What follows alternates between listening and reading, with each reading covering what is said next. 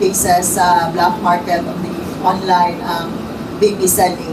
Ang may ara kita mostly is that ang pag-direct placement, kung ang diin ng biological mother, ginang siyang kapili kung diin niya ibilin ang iyang bata, which is also considered illegal because wala kita ga-follow sa provisions sa under RA 11642. So, for the illegal adoption, what will be the cases or administrative or mga laws na for example, sa mother nga illegally hinimo ina? Okay. And where to report, ma'am? Usually, gina-assess ang ilang case. So, they could report it to any VAUC desk sa ilang respective LGU.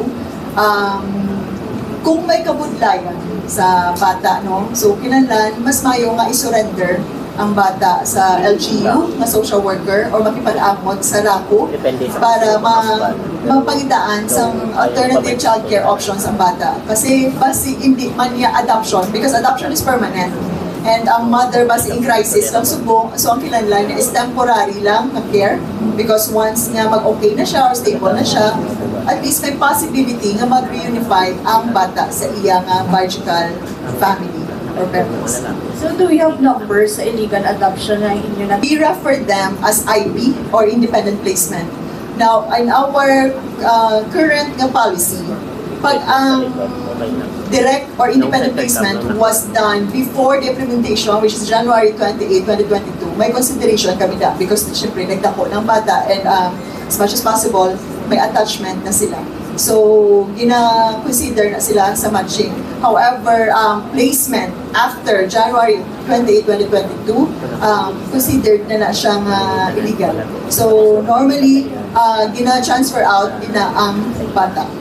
And then, we encourage nga dapat mag-apply din sila as adoptive, regular adoptive parents kasi sa context ng adoption, bawal mag-pre-identify sa bata. Let's say, no, sa isa ka child caring agency, there are 5 children available for adoption, may ara ka dapat gusto nga pre-identify mo, that's bawal. Because you're not giving a fair chance to other children nga ma-placement for adoption. So, do we have cases filed for simulated births? Yes, ma'am. How many cases, ma'am? Since the implementation, we have 52 cases.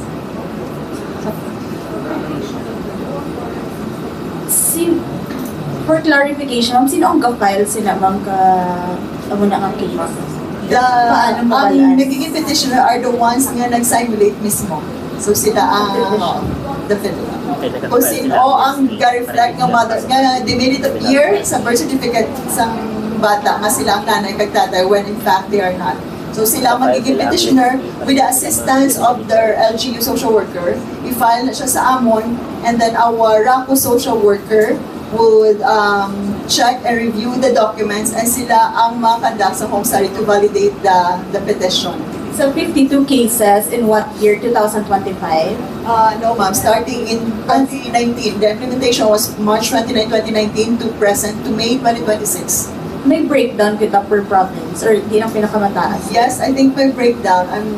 I don't have the data with me right now, but usually sa adoption, ang lead kid is the Iloilo province, considering that mas damo ang LGU, and then followed by Negros Occidental. Because currently, the Negros Occidental is still under RACO 6 kasi wala pa kami RACO NIR. Thank you, ma'am. Sige, thank you so much, Ma'am Neljoy. Next, we have from GMA Radio. Go ahead, sir.